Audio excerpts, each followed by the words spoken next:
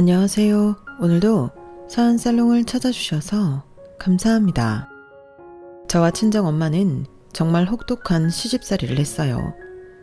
친정엄마가 시댁으로부터 받은 온갖 모욕적인 일들을 다 알고 있으면서도 저도 똑같은 시댁살이를 겪고 말았네요. 이래서 엄마와 딸 팔자는 비슷하다는 이야기가 있는지도 모르겠어요. 시댁 식구들만 생각하면 분통이 터져서 시자 들어간 시금치도 싫어한다는데 제가 딱 그래요. 아주 시댁 식구들로부터 달달 볶였거든요. 그나마 좀 잘해줬던 시부 덕분에 살 수 있었던 것 같아요. 그마저도 시부가 중풍으로 쓰러져 10년이나 병치레를 하는 바람에 제가 간병을 다 해야 했어요. 시누이들이 둘이나 있는데도 시부 똥기저귀까지 제가 다 갈아야 했죠. 이제 시부가 돌아가시니 완전히 시댁으로부터 해방된 느낌이에요. 시누이들과도 당연히 의절했거든요. 주변에선 남편과 사별한 지 오래됐는데 왜 시댁에 얽매여 사냐고 뭐라 하더라고요. 사실 남편이 갑작스레 사망하고 그 충격으로 시부가 저렇게 된 거였어요. 나한테 그나마 잘해줬던 시부에 대한 고마움으로 그동안 병수발을 했던 것도 있죠. 하지만 더 큰 이유는 당연히 돈 벌기 위해서였어요. 남편이 갑자기 죽고 경력 단절녀인 제가 당장 돈 벌 곳이 없었거든요. 우리 쌍둥이들을 직접 키우며 돈까지 벌 수 있는 길은 집에서 시부를 간병하는 일뿐이었어요. 그 와중에 손이 시누이와 막내 시누는 자기 아버지 기저귀 한 번을 안 갈아주더군요. 그놈의 SNS인지 뭔지 시부와 사진만 찰칵찰칵 찍고서는 죄다 SNS에 올리는데 기도 안 차더라고요. 마치 엄청난 효녀인 것처럼 자기가 아픈 아버지 간병 당한 것처럼 꾸며서 글을 쓰는데 어이없다 못해 화가 났어요. 특히 시누이들이 저에게 상처를 줬던 건 글로 다 표현할 수 없을 정도로 많았어요. 남편과 결혼 허락을 받았을 때부터 말이죠. 남편은 사법고시 폐지되기 전 막차로 붙은 사람인데 그 수험 뒷바라지를 제가 다 했어요. 제가 중소기업에 다니며 쥐꼬리 같은 월급으로 장장 7년의 세월을 물심양면으로 밀어줬어요. 그런데 연수원 졸업 후 딱 3년 변호사 생활한 뒤 죽어버렸어요. 이제 우리 딸 쌍둥이들이 생기고 행복할 일만 남았다고 생각했는데 세상이 무너지는 듯 했죠. 그렇게 힘든 상황 속에서 시누이들은 절 위로해주고 돕기는커녕 무시하고 욕만 해댔어요. 제가 친정 부모님 다 돌아가시고 보잘것없는 사람이라는 게 그 이유였죠. 그러는 지네들은 뭐 보잘것이 있는 줄 아나 봐요. 남편의 누나인 첫째 시누이는 남편이 사업한다고 친정 돈까지 다 끌어가서 말아먹기를 수차례. 무슨 국밥도 아니고 추억의 돈을 한 달 내로 말아먹어버리더군요. 막내 시누이는 백수에 취직할 생각은 안 하고 맨날 남자나 꼬시러 다니는 꽃뱀이었죠. 이리도 가짜는 시누이들한테 욕 들어먹으니 더 자존심 상했어요. 오늘 제가 사연살롱에 시누이들 욕을 한번 거하게 해보렵니다. 이제 내가 시누이들보다 돈이 훨씬 많은 위치에 있으니 아주 꼬수어 죽겠네요. 이제 보란듯이 잘 살아가려고요. 오늘까지만 시누이들 욕하고 앞으로는 쳐다도 안 볼 거예요. 그럼 제 살풀이를 시작하도록 할게요. 제가 시댁 식구들한테 그렇게 살아움 당할 때 저희 친정 부모님들이라도 있으면 좀 덜 힘들었을 거예요. 그래도 기댈 곳이라도 있으니 말이죠. 그런데 저희 엄마 아빠도 참 기구한 인생을 사시다가 벼랑간에 돌아가시고 말았어요. 참으로 불쌍한 양반들이에요. 평범한 삶의 행복을 아주 짧게 느끼고 저 세상으로 가버렸으니 말이에요. 저희 엄마는 조실 부모하고 정말 어렵게 자랐어요. 시골에서 너무 배가 고파서 노지에 있는 오이나 깻잎 등을 따먹고 살았다고 하네요. 워낙 깡촌이다 보니 고아원이라는 기관도 없어서 정말 거지처럼 동네 사람들이 주는 밥 먹고 살았대요. 그러다가 서울에 있는 부잣집으로 식모 생활하러 가면 숙식이 해결되고 월급까지 받을 수 있다고 하여 동네 언니를 따라 무작정 서울로 갔다고 해요. 그때 엄마는 운명이라 표현하더군요. 지금 생각해보면 정말 운명이었던 것 같아. 엄마가 서울로 식모살이 하러 간 집에서 너희 아빠를 처음 만났으니까 말이야. 네 아빠는 그 집안의 막내 아들이었어. 명문대를 다니는 막내이자 외아들이었으니 얼마나 귀했겠니? 그런 사람이 자꾸 나에게 호감을 표시하니 난 당연히 밀어내려고만 했어. 전 매번 들었던 레퍼토리지만 어린 마음에 엄마가 이해되지 않았어요. 엄마, 둘이 좋아하면 사귀고 결혼하면 되지. 왜 아빠를 밀어내려고 한 거예요? 엄마의 조건이 너무 초라했기 때문이야. 언감생심 부잣집 도련님을 넘볼 수는 없었지. 지금은 우리 정희가 잘 이해 안 되겠지만 크면 엄마의 심정을 이해할 수도 있을 거야. 그런데 너희 아빠는 날 정말 인격적으로 존중하며 아껴줬고 우린 부모님의 반대를 무릅쓰고 결혼까지 감행하기로 했어. 그렇게 결정하기까지만 수년이 걸렸어. 아주 큰 종합병원을 운영했던 집안의 막내 아들이 식모랑 결혼한다고 하면 집안에서 내쫓길 게 뻔하니까 말이야. 결국 내가 혼전 임신을 하고서야 우리 관계를 어른들에게 알렸고 당연히 불호령이 떨어졌지. 그냥 불호령이 아니라 우리 사이를 찢어놓으려고 아주 잔인한 방법을 썼어. 그들은 날 사람 취급을 안 했지. 시댁 어른들은 손녀를 임신한 나를 자기네 병원 정신병동에 가둬버렸어. 내가 미쳤다며 강제로 감금한 거지. 병원장이 가두라고 시키니 밑에 사람들이 아주 손발이 척척 맞아 나를 차짓한 병실에 가둬버리더구나. 엄만 거기서 우리 정희를 출산해야 했어. 참으로 지독한 양반들이지? 정말 악마가 따로 없었어. 할머니 할아버지가 그렇게 악한 사람들이었다니. 엄마가 그렇게 당하고만 있을 때 아빠는 대체 어디서 뭐 한 거예요? 너희 아빠도 그때 건강이 확 안 좋아진 거야. 엄마를 백방으로 찾다가 포기했다고 전해 들었어. 그리고 나서 스트레스가 극심했던지 젊은 나이에 백혈병에 걸리고 말았지. 독한 양반들이 네 아빠가 다 죽어가니 그제서야 날 풀어주고 네 아빠랑 만나게 해주더구나. 그때 당시 너희 아빠 몸무게는 39kg이었어. 다 죽어가고 있었지. 네 아빠가 죽기 전 우리 세 식구가 살았던 그 1년이 나에게는 가장 슬프고도 행복한 나날들이었어. 그렇게 너희 아빠는 비참하게 최후를 맞이하고 난 혼인신고도 못했으니 네 시댁으로부터 한 푼도 못 받고 맨몸으로 쫓겨나고 말았지. 그런데 그게 나에게는 자유였어. 아주 크나큰 자유 말이야. 광복절보다 더 기쁜 해방의 날이었지. 그 악마 같은 양반들은 나중에 소식을 들으니 초호와 크루즈 여행을 장기간으로 갔다가 배 안에 전염병이 돌아서 배 안에서 둘 다 돌아가셨다고 하더구나. 참으로 끔찍한 양반들. 멀쩡히 날 정신병원에 가두더니 본인들도 배 안에서 꼼짝없이 갇혀서 죽다니 아주 쌤통이었지. 나의 친할아버지 할머니 이야기를 할 때 엄마의 눈에선 도끼가 흘러넘쳤어요. 그만큼 끔찍하게 싫었다는 이야기겠죠. 난 그런 엄마를 보고 나중에 저런 악마 같은 시댁은 만나지 말아야겠다 다짐했는데 그와 비슷하게 막장의 시누이들을 만나서 고생했네요. 딸은 어쩔 수 없이 엄마 팔자를 담나 봐요. 엄마는 홀몸으로 저를 키우기 위해 죽을 힘을 다하셨어요. 못 먹고 못 자면서 일만 하니 몸무게가 50kg을 넘어본 적이 없었죠. 뼈만 앙상하게 남은 채로 움직이고 또 움직이셨어요. 안 해본 일이 없는 것 같아요. 화장실 청소 박스 공장, 핸드폰 부품 조립 공장, 메리아스 공장, 반찬 가게 알바 등등. 그 중에서 엄마는 아빠 집 식모살이를 할 때 배운 묵과 두부 만드는 기술로 직접 식품을 만들어 리어카로 파는 일에 정착했어요. 남 밑에서 하층민 취급받으며 일하는 것보다 시장통 리어카 안에서 내장사하는 게 마음 편하다면서 말이죠. 어렸던 저는 엄마 옆에 큰 박스를 두고 그 안에 쏙 들어가서 놀았어요. 조그만 아이가 들어가서 보이질 않으니 간혹 사람들이 그게 쓰레기 박스인 줄 알고 오며 가며 쓰레기를 휙휙 던지기도 했어요. 그럼 제가 두더지처럼 쏙 나와서 그 사람에게 쏘아 붙였어요. 아, 더러워. 아저씨. 왜 쓰레기를 버려요? 아이고 미안하다 얘야. 난 쓰레기 상자인 줄 알고 그만. 자, 얘따. 이 돈 받고 기분 풀어라. 휴지로 좀 닦고 말이야. 아저씨는 제게 1,000원짜리 한 장을 쥐어줬어요. 전 그 돈이라도 갖고 싶었어요.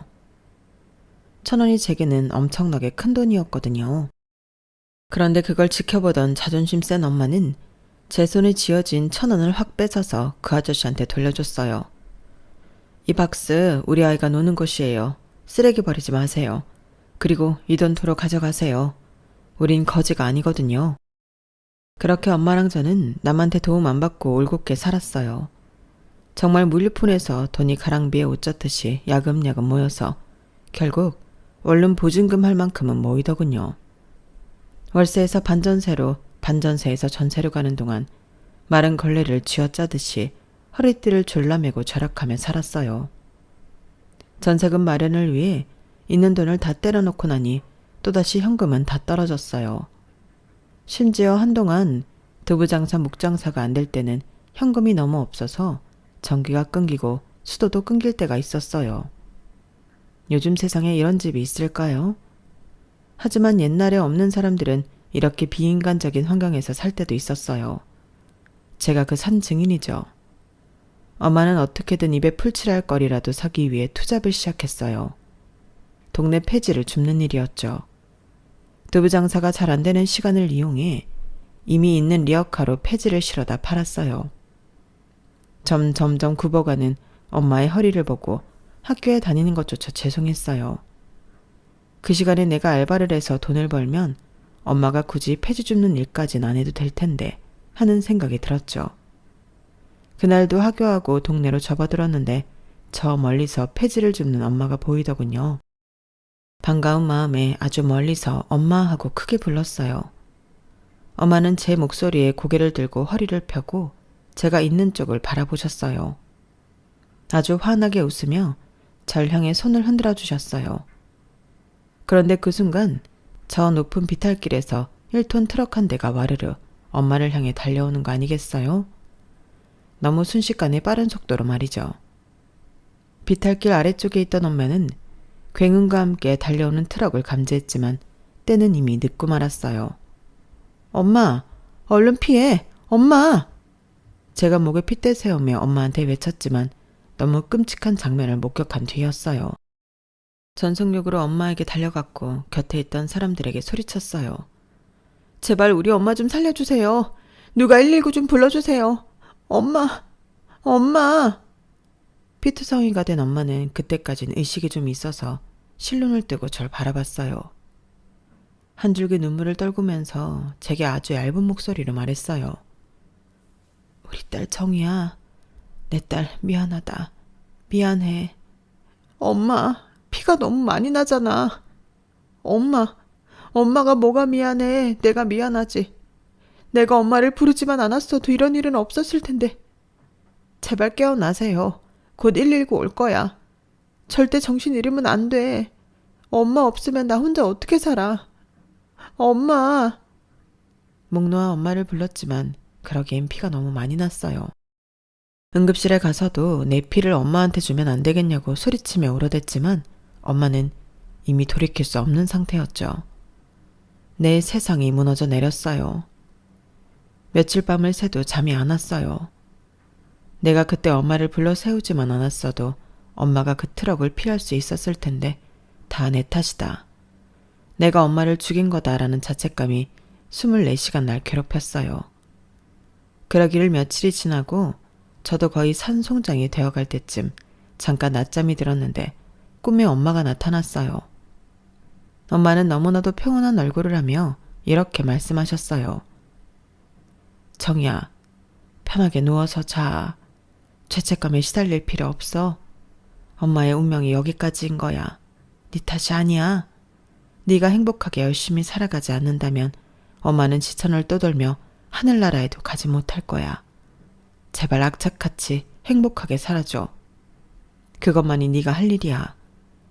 그리고 마지막으로 네가 할 수 있는 일에만 집중해. 세상엔 내 힘으로 어쩔 수 없는 일이 너무 많아. 거기에 스트레스 받을 필요 없어. 알았지? 엄마가 꼭 하늘에서 지켜보고 있을게. 현명한 우리 딸은 잘 살아갈 수 있을 거야. 사랑해, 정이야. 앉아서 잠깐 졸았다가 엄마의 목소리를 듣고는 바로 깨어났어요. 엄마의 제대로 된 마지막 같은 유언 같은 생각에 잊어버리기 전에 바로 옆에 있던 종이 쪽지에 다 적어 놓았죠. 그 쪽지가 아직도 제 지갑 속에 온전하게 있어요. 악착같이 행복하게 살아라. 내가 컨트롤할 수 있는 일에만 집중해서 열심히 살아라.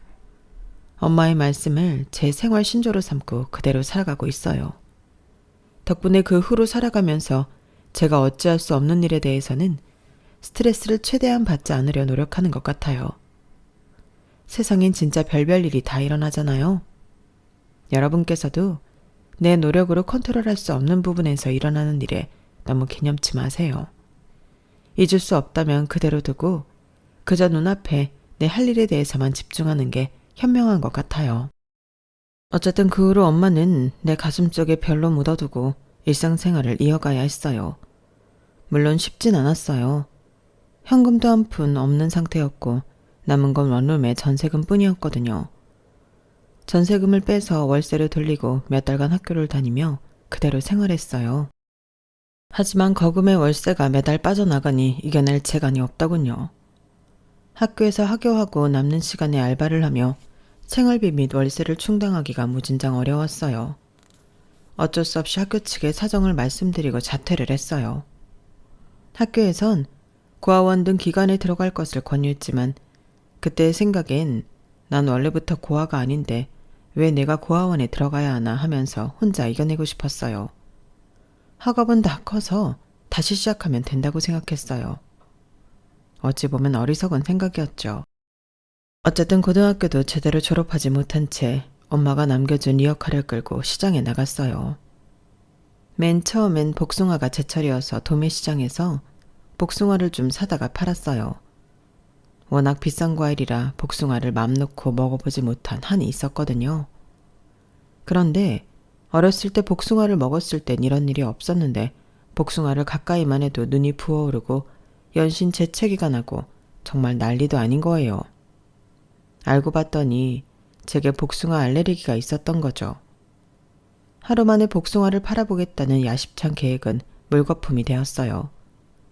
피부과 가서 약만 잔뜩 사 먹었더랬죠. 엄마가 묵 만들고 두부 만들었던 걸 항상 옆에서 도왔기에 다시 엄마 방식 그대로 만들어서 팔기로 다짐했어요. 그랬더니 오히려 아주머니들에게 잘 팔리더군요. 사람은 자기가 하고 싶은 것보다는 잘하는 걸 해야 맞는 것 같아요. 자영업 하시는 분들은 공감하실 거예요. 자영업이라는 게 회사원들처럼 칼퇴하고 이런 게 없죠. 아침부터 시장통에 나가서 밤 늦게까지 해야 했어요.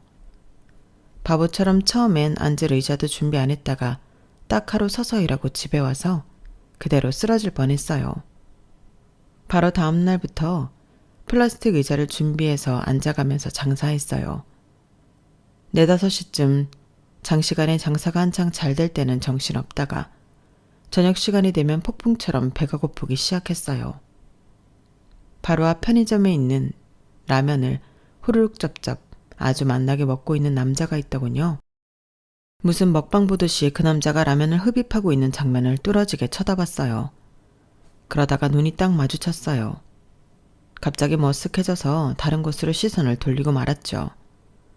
제 머릿속엔 얼른 장사 끝내고 집에 가서 밥에 물 말아서 김치랑 먹어야지 하고 생각하고 있었어요. 그때 당시 고시원에서 살았는데 김치랑 밥은 항상 있었거든요. 그런데 갑자기 어둠 속에서 누군가가 제게 물건을 불쑥 내밀었어요. 누구세요? 불빛에 비쳐 다시 얼굴을 보니 아까 편의점에서 라면 먹던 남자였어요. 놀래켜 드렸다면 죄송해요. 독서실 오며 가며 예전부터 뵀었어요. 저보다 어리신 것 같은데 장사를 아주 열정적으로 하시더라고요. 김이 모락모락하는 묵이랑 두부 보면 너무 맛있어 보이더라고요. 아직 저녁 식사 전이시죠? 아까 편의점에서 제가 라면 먹고 있는 모습 보고 계시는 것 같아서 제가 컵라면하고 삼각김밥 사왔어요. 뜨신 물까지 받아놨으니 한 1, 2분 있다가 드시면 될 것 같아요. 삼각김밥과 함께 말이죠. 그 남자는 컵라면과 삼각김밥을 제게 줬어요. 저희 배꼽시계가 꼬르륵 꼬르륵 요동을 치고 있던 터라 감사합니다라는 짧은 말과 함께 바로 고개를 쳐받고 먹었어요. 그 남자가 제게 음식만 전달하고 가는 듯 했거든요. 창피함도 없이 정말 흡입하듯이 후루룩 쩝쩝 순식간에 다 먹었더랬죠. 한참을 먹고 고개를 들었더니 그 남자가 이번엔 웬 음료수를 들고 찾아왔더군요. 아까 봤던 남자였는데 또 놀랬네요. 아이쿠. 아유, 또 놀래켜드린 건가요? 식사하시는데 죄송합니다. 물도 없이 드시는 것 같아서 제가 음료수 하나 사왔어요. 전 진짜 가볼게요. 다시 독서실로 돌아가야죠 뭐. 그럼 안녕히. 숫기가 없었던 저는 괜시리 얼굴이 붉어졌어요. 안녕히 가시라는 말도 제대로 하지 못한 채 음료수만 들고 있었네요. 그도 그럴 것이 제 나이 20살에 가까워지고 있었는데 사춘기 이후로 남자와 말해본 적이 거의 없었어요. 고등학교 중퇴긴 하지만 여중여고를 다녔었고 그동안 먹고 사느라 정신이 없었거든요. 어쨌든 그 일이 있고 난 후 이상하게도 그전에 눈에 띄지 않던 그 남자가 매일같이 눈에 밟혔어요. 독서실이 시장통에 있었기 때문에 매일 마주쳤어요. 그 남자가 제게 아주 열심히 눈을 맞춰가며 인사를 했기 때문에 더욱 눈에 띄었는지도 모르겠네요. 시간이 흐를수록 그 남자가 내 이력카에 와서 말을 거는 횟수가 잦아졌어요. 장사가 뜸한 시간대를 알아놓고는 하루에도 몇 번씩 찾아왔어요. 우린 시장통 내 리어카 앞에서 대화를 나누며 서로에 대해 많은 걸 알아갈 수 있었어요. 그의 이름은 임효찬이었고 나이는 20대 중후반이었어요. 군대도 다녀오고 대학도 졸업한 채로 사법고시를 준비하는 사람이었어요.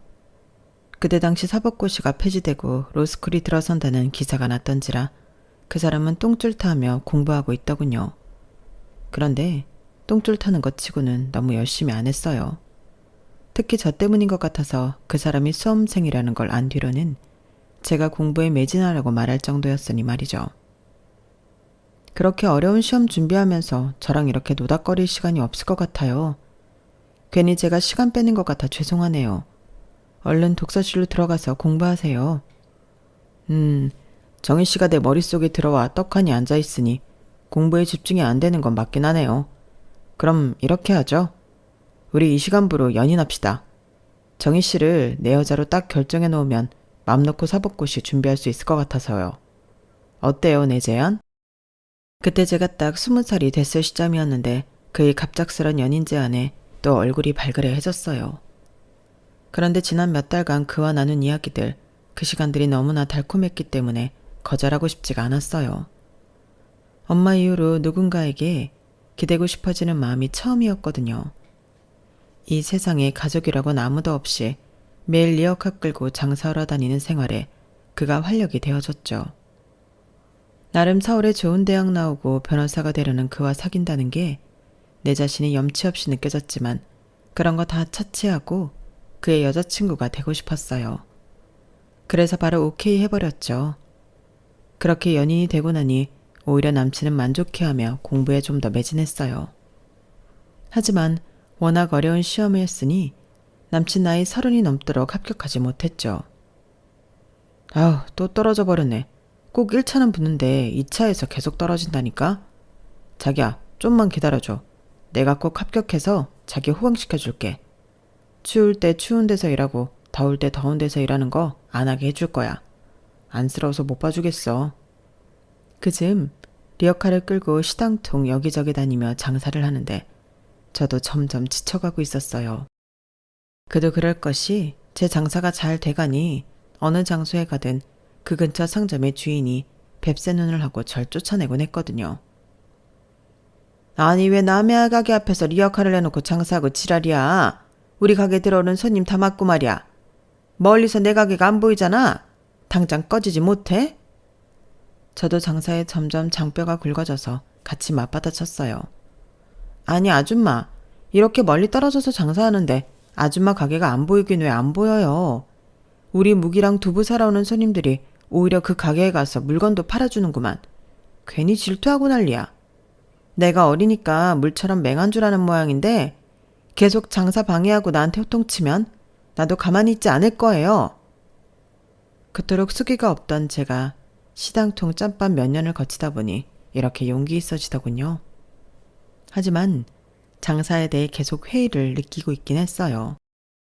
남친 말대로 더울 때 더운 데서 일하고 추울 때 추운 데서 일하면서 건강도 많이 망쳐가고 있다는 게 체감될 정도였죠. 남친이 제 고민을 듣더니 책을 몇 권 사다 줬어요. 그리고 자기 용돈을 쪼개어 독서실을 끊어줬어요. 자기야, 장사는 장사 시간에만 잠깐 하고 당분간 이 책으로 중소기업이라도 취업 준비하자. 일단 검정고시 먼저 통과하고 말이야. 남친의 제안대로 검정고시 먼저 준비했고 그리 어렵지 않게 패스할 수 있었어요. 그리고는 전산회계 책 등으로 격리직을 준비했고 어려웠지만 열심히 공부했죠. 남친 독서실에서 말이에요. 중소기업 취직에 필요한 최소한의 자격만 준비해서 취업에 성공했어요. 조금 어린 나이였던 점이 오히려 플러스로 작용한 것 같았어요. 처음으로 직장인이 되어 또각구두 신고 출근하는데 눈물이 날 지경이었죠. 추울 때 온풍기 나오고 더울 때 에어컨 나오는 사무실. 심지어 나만의 책상에서 일할 때면 너무 행복했어요. 비록 월급은 엄청나게 적었지만 직장 생활은 마냥 행복하기만 했어요. 남친은 어머니를 일찍 여의고 아버지와 누나 그리고 여동생과 살고 있었어요. 남친 아빠는 노동일하며 근근히 먹고 사셨고 누나는 시집을 잘 못 가서 맨날 맞고 살고 사업한다는 매형한테 돈 뺏기며 지내고 있다고 했어요. 여동생은 밖으로만 돌며 취업 준비도 안 하고 맨날 백수라고 하더군요. 그런 집안에서 용돈 받으며 편하게 수험 생활을 지속할 수는 없었어요. 하지만 변호사가 평생의 꿈이라고 하니 시험 준비하지 말고 그냥 취업하라고 말릴 수도 없는 노릇이었어요. 그나마 먼저 취업하여 돈 벌고 있던 제가 남친의 수험 비용의 대부분을 대주기 시작했어요. 남친은 제 첫사랑이자 마지막 사랑이라고 여겼거든요. 가족 없는 제게 남친은 이 세상의 전부였어요. 가족보다 더 가족 같은 남친에게 돈을 투자하지 못할 이유는 없었죠. 그렇게 뒷바라지하기를 언 7년. 남친은 사법고시 폐지되기 전에 가까스로 합격을 하였어요. 저를 비롯해 본인 가족들까지 모두 포기할 때 즈음에 붙은 거예요. 합격 소식을 듣고 남친과 얼싸안고 몇 시간을 울었어요. 이제 고생 끝, 행복 시작이라고 생각했어요. 내 인생은 핑크빛으로 온통 행복할 일만 남았다고 생각했죠. 연수원에 들어간 남친은 제게 프로포즈 했어요. 연수원에서 결혼하는 동기들이 제법 된다면서 말이죠. 두말할 것도 없이 당연히 예스를 외쳤고 남친의 가족들을 만나 뵙기로 했어요. 그런데 앞불싸. 남친처럼 착하기만 한 가족들일 줄 알았는데 이거 뭐 장난이 아니더군요. 특히나 예비 시누이들이 싸가지가 바가지였어요. 자기 동생이 사법고시 합격했다고 마치 본인들도 신분이 상승한 것처럼 절 깔봤죠. 네가 내 남동생이랑 7년을 사귀었든 10년을 사귀었든 상관없어. 이 만남은 애초부터 잘못됐다 이거야. 내 남동생이 지금 열쇠 몇 개를 가져올 부잣집 딸내미한테 장가가도 모자랄 판에 뭐? 고등학교도 제대로 못 나온 가족 없는 년한테 장가를? 나 참 기가 차서 정말. 안 돼. 절대 결혼 용납 못해. 기가 차는 건 저였어요. 아직 변호사가 된 것도 아니고 사법시험에 통과했을 뿐인데 절 하층민 취급하다니 너무 열받더군요. 제가 효찬씨 고시 준비할 때 7년이나 뒷바라지한 건 잘 아시죠? 제가 회사 다니면서 번 돈으로 용돈이며 독서실비, 책가까지 다 대줬다고요. 이제 와서 저보고 꺼지라고요? 그렇게는 못하겠네요. 분위기가 점점 과열되자 남친 아빠가 나섰어요. 효정아, 이 아가씨 말이 맞다. 우리가 효찬이 공부하는데 해준 게 뭐가 있냐. 이 아가씨 덕분에 우리 아들이 사법고시에 합격할 수 있었으니 당연히 결혼 허락해줘야지. 뭐 말이 많아? 남친 아빠가 이렇게 큰 소리치며 나서줬더니 예비 시누이들이 입을 삐죽이면서도 아무 말 못하더군요. 너무 감사했어요. 그렇게 우리 커플은 남친 연수한 1년 차에 바로 결혼했어요. 아직 남편의 돈벌이가 거의 없으니 당연히 제 월급으로 신혼생활을 했죠. 집도 절도 없으니 시댁에 얹혀 사는 것도 당연했고요. 돈 한 푼 없는 줄 알았던 시댁은 의외로 시부가 꿍쳐놓은 부동산이 좀 있었어요. 그런데 하도 시부의 돈을 시누이들이 이리 빼먹고 저리 빼먹고 해서 아예 자식들에게 풀질 않더군요. 시부 자체가 워낙 구두쇠이기도 해서 우린 정말 풀떼기만 먹고 살아야 했어요. 무슨 초식동물도 아니고 하도 고기가 먹고 싶을 때면 남편만 따로 불러서 외식을 하고 오기도 했어요. 그럴 때면 귀신같이 고기 냄새를 맡고 같이 살던 막내 시누이가 와서 지랄을 했죠. 아니 새언니, 못 빼어먹은 티를 작작 내야지. 이렇게 얘를 밥 말아먹고 살아서야 어디 같이 살 수 있겠나? 고기를 먹으려면 식구들 다 같이 먹어야지. 단둘이 처먹고 온 거야? 네 참, 이래서 중조를 집안에 들이면 안 된다니까? 백수 주제에 말이라고 다인 줄 아나. 정말 막내 신우의 막말은 해가 갈수록 더했어요. 맨 처음엔 좀 참다가 나중에는 심하게 맞받아쳤어요.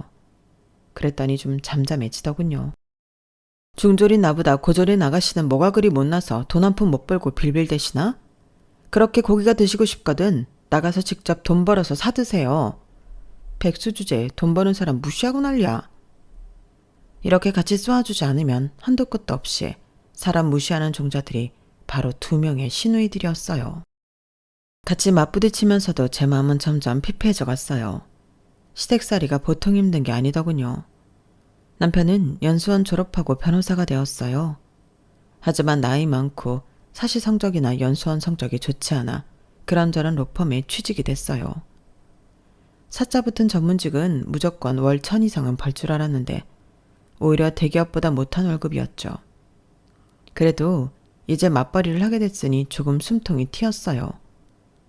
그렇게 한 3년 정도가 지나고 전 쌍둥이를 임신하게 됐어요. 그토록 기다리던 임신이었는데 자꾸 피가 비치고 유산기가 있어서 할 수 없이 직장을 퇴직해야 했어요. 복지가 좋은 곳도 아니라서 병가를 길게 낼 수도 없었거든요. 그래도 남편을 믿고 퇴직하고 병원에 입원도 하고 집에 누워있기도 했어요.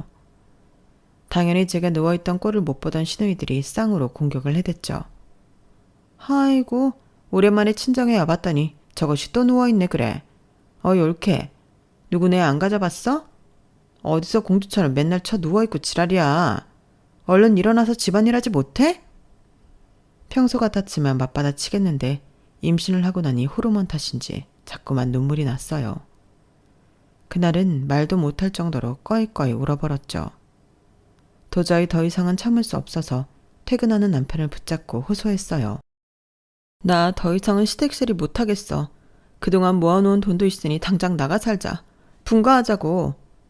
제가 울면서 호소하니 남편도 놀라서는 당장 나가 살 집을 알아봤어요. 작은 전셋집 하나를 알아보고는 토요일에 계약하러 가자고 하더군요.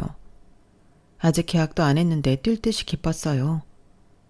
토요일만 손꼽아 기다리고 있었죠. 그런데 금요일 밤 남편은 심장마비로 저 세상으로 떠나고 말았어요. 단잠을 자고 일어났더니 남편이 싸늘하게 식어 있었죠. 여보, 자기야, 이 사람이 왜 이래? 왜 안 일어나는 거야? 아버님 아가씨, 이리 좀 와봐요. 이 사람이 이상해요. 얼른 119 좀 불러주세요. 전 친정엄마가 사고 났을 당시 119 좀 불러달라며 목 놓아 울었던 기억이 떠올랐어요. 남편까지 엄마와 똑같이 저 세상으로 가버릴까봐 너무 무서웠는데 결국 그렇게 되고 말았죠. 만삭이었기에 제배는 남산만 했고 딸 쌍둥이가 태어나기 직전이었어요. 그런데 세상에 이럴 수가. 나쁜 일은 한꺼번에 들이닥친다고 하더니 하나뿐인 외아들이 심장마비로 죽어버린 것에 충격을 받은 시부가 중풍으로 쓰러진 거예요. 그 와중에 전 딸아 쌍둥이를 저 혼자 낳아야 했고 산후조리도 제대로 못한 채 시댁으로 들어와 중풍으로 누워있는 시부의 병간호까지 해야 했어요. 그때까지 제 인생에서 험난한 일을 다 겪었다고 생각했는데 아니었어요. 그보다 100배, 1000배 힘든 일들이 겹겹이 닥쳐왔죠. 의식은 있었지만 몸은 거의 움직일 수 없던 시부의 간호를 제가 다 해야 했어요. 시누이들은 뭐 했냐고요? 뻔할 뻔짜죠 뭐. 병 간호하는 신용만 대충 하고는 내뺐어요. 그들의 태도에 화가 나서 저도 다 그만두고 집을 나가려 했어요. 그래도 저한테 잘해주시고 늘 제 편을 들어준 시부한테 죄송하지만 이미 남편과 사별한 후였으니 내 할 몫은 다 했다고 생각했거든요. 시부에게 제 뜻을 조심스레 말했어요. 그랬더니 시부가 힘겹게 입을 열더군요. 미안하다 아가. 남편까지 죽은 너한테 시아버지 병수발 들게 해서 정말 미안해. 그런데 내가 믿을 사람은 오직 너밖에 없구나. 내가 딸 자식을 잘못 키워서 딸들도 다 못 믿을 존재가 돼버렸다. 남보다 못한 년들이야. 내가 살면 얼마나 더 살겠니? 앞으로 이 집에서 날 간병해주면 내가 생활비며 차후에 살아갈 돈까지 쥐어주마. 우리 소녀딸들 미래까지 생각해서 말이야. 이 시아비를 불쌍히 여겨서라도 부탁 한 번만 들어주면 안 되겠니? 맘 같아선 정말 시댁에서 나가서 우리 쌍둥이들 키우며 살고 싶었어요. 그런데 현실이 얼마나 냉혹한지 누구보다 잘 알고 있었죠. 아직 핏덩이인 저 아이들을 데리고 고졸인 제가 다시 취업할 회사를 알아보고 두 아이를 키우며 사는 것이 녹록지 않다는 걸 잘 알고 있었어요. 그래서 시부의 제안을 받아들였어요. 그래도 돈 한 푼 안 도모는 시부지만 부동산 재산이 좀 있다는 건 알고 있었거든요. 시부가 허튼 소리 할 뿐은 아니니 간병을 하면서 집에서 아기를 키우고 있으면 좀 더 안정되게 살 수 있을 거라고 생각했어요. 시부는 본인이 얼마 못 살 거라고 했지만 그 후로 장장 10년을 더 사셨어요. 그 10년의 세월 동안 제가 남몰래 훔친 눈물은 이루 말도 못해요. 남편도 없는 과부가 시부의 간병을 해야 했으니까요. 그런데 그 이유 중 대부분이 바로 시누이들 때문이었죠. 본인들 아빠 똥기저귀 갈고 있는 저한테 위로의 말이나 격려는 못해줄 망정 비아냥대기 일쑤였어요. 언니, 아빠 기저귀를 이렇게 채우면 어떡해요? 다 새잖아요. 벌써 몇 년이나 간병했으며 이런 거 하나 제대로 못하나? 멍충이 같으니라고. 뭐? 지금 뭐라고 했어요? 아가씨가 기저귀 한 번을 갈아드려 봤어요? 맨날 SNS엔 아주 본인이 간병 당한 것처럼 효녀 코스프레 다 하면서 무식하고 멍청한 게 누군데 나한테 그래요? 진짜 막내 신우의 SNS에 들어가서 사진들을 보면 가관도 아니었어요. 모든 집안일이며 간병을 마치 자기가 하는 것 마냥 착한 척하는 게 역겹더군요. 큰 신우는 더했죠. 자기 남편 사업자금 대달라고 중풍으로 누워있는 시부를 아주 구워 삶았어요. 아빠, 이번 한 번만 계좌로 돈 넣어주면 내가 진짜 다신 사업자금 대달라고 입도 뻥긋 안 할게요. 진짜라니까요. 제발 첫째 딸 한 번만 살려주세요. 네? 시부가 돈을 안 줄 때는 아주 눈물의 쇼를 해가며 세상 불쌍한 척을 다 하더군요. 시부 방에서 나올 때는 눈물 싹 씻고 바로 지 남편한테 전화를 했죠. 여보, 나 아빠한테 돈 받아냈어. 당신 벤츠 한 대 뽑아. 괜히 더 낮은 급으로 사지 말고. 사고 싶은 차 사라고. 정말 사이코패스가 따로 없다고 느껴졌어요. 시부가 중풍으로 누운 지 10년이 다 될 쯤 오히려 몸이 더 좋아지는 것 같았어요. 시부가 제게 감사의 인사를 할 정도였으니까요. 며느리야, 내가 네 덕분에 이렇게 10년의 세월을 버틸 수 있었다. 내가 얼른 죽어줘야 네가 자유의 몸이 될 수 있는데 정말 미안하고 또 미안하다. 앞으로 얼마나 더 살 수 있을지는 모르겠다만 내가 다 준비하고 있다. 너한테 은혜 갚을 준비 말이야. 시부는 이렇게 뜻모를 말을 하고는 얼마 후에 심장마비로 돌아가시고 말았어요. 10년의 투병 끝에 시부가 점차 기력을 회복한다고 생각했는데 갑자기 심장마비로 돌아가시자 허무하더군요. 그동안의 내 노력이 마치 물거품이 된 것 같았어요. 그래서 더더욱 서럽게 울었죠. 시부가 돌아가시자 생전에 작성했다던 유언장을 시누이들이 열심히 분석하고 있었어요. 엄청나게 좋아하면서 말이죠. 저도 옆에서 지켜봤더니 10년 동안 모신 내게는 버려진 땅을 주셨고 시누이들에게는 명당을 물려주셨더군요. 눈물이 찔끔 날 만큼 섭섭하기 그지 없었어요. 재산을 물려받은 시누이들은 그저 좋아서 난리치더군요. 저한테 보란듯이 말이죠. 옳게 아무리 10년을 간병했어도 자식하고 며느리는 다른 법이야. 우린 아빠의 피가 섞인 딸내미들이니까 말이야. 그렇게 먹먹한 마음으로 장례를 치른 후 시댁에 도착했는데 등기 우편을 들고 웬 변호사가 찾아왔더군요. 김정희 씨 계신가요? 돌아가신 임재진님께서 며느리이신 김정희 씨한테 특별한 땅을 물려주셔서 정확히 설명해 드리려고 찾아왔어요. 생전에 임재진님께서 부탁하신 내용이기도 하고요. 전 무슨 내용인가 싶어서 변호사한테 힘없이 말해서요. 저 그 버려진 땅 말씀이신가요? 저번에 부동산에 문의해봤더니 그거 쓸모도 없는 땅이라던데요. 그건 그때 얘기고요. 잘 모르는 복덕방 아저씨 말 들으시면 안 되고요. 자, 보세요. 이번 첨단 산업도시에 편입되는 땅이어서 미친 듯이 가격이 치솟았어요. 그걸 알고는 얼마 전에 며느리에게 특별히 이 땅을 주라고 유언장을 수정하셨어요. 어르신께서 몸은 불편하지만 정신만큼은 정정하셔서 몇 년 더 사실 줄 알았는데 갑자기 부보를 듣게 되어 놀랐네요. 하여간 현재 시세 세금 떼고도 50억입니다. 수용되어 세금 떼고 바로 지급되실 거예요. 그 변호사는 일목요연하게 정리된 자료들을 제게 건네주었어요. 그리고는 제 계좌를 알아갔어요. 아마 일주일 내로 현금 지급될 거라면서 말이죠. 전 이 모든 게 꿈 같았어요. 제게 50억이라는 현금이 나온다니. 옆에서 시누이들이 땅을 치고 후회하는 걸 보고 더욱 실감났죠. 아버지. 아무리 그래도 친딸인 우리들한테 개발될 땅을 주셨어야지. 이게 뭡니까? 진작에 간병 참여할걸. 우리한테는 고작 5억짜리 땅 주고 며느리한테는 50억이라니. 내 팔자야. 아유. 큰 시누는 곡소리를 내며 땅을 쳤고 막내 시누이는 정신 차리고 제게 귀신같이 착 달라붙더군요. 언니, 나 이 나이 먹도록 백수인 거 잘 알고 있죠? 제발 반띵하면 안 될까요? 반띵해서 나눠 가집시다. 네? 제발요, 언니. 전 그들이 버러지같이 느껴졌어요. 당장 일어나서 그들을 향해 꽥 소리를 질러버렸죠. 야, 누가 네 언니야? 너랑 나랑 피 섞였어? 우리는 그냥 남남이야. 니네 오빠도 10년 전에 죽은 마당에 내가 왜 니네 사정을 봐줘야 해? 천하의 몹쓸년들. 니네한테 5억씩이나 물려주신 아버님한테 감사하며 열심히 살아. 치. 가래침을 퇴뱉고 시댁에서 짐을 싸서 나와버렸어요. 일단은 고급 호텔에 들어가서 신용카드로 아이들과 함께 생활했어요.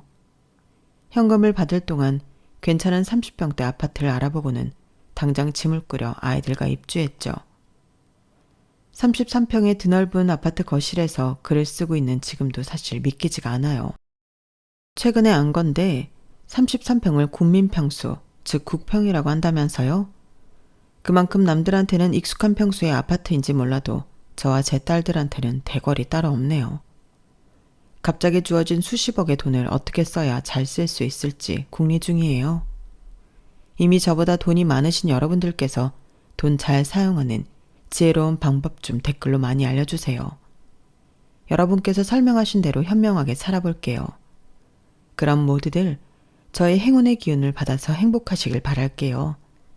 지금까지 저의 긴 글 읽어주셔서 감사해요. 저도 지금까지 살아온 것처럼 우리 쌍둥이 딸들과 열심히 살아갈게요. 모두들 행운을 빕니다.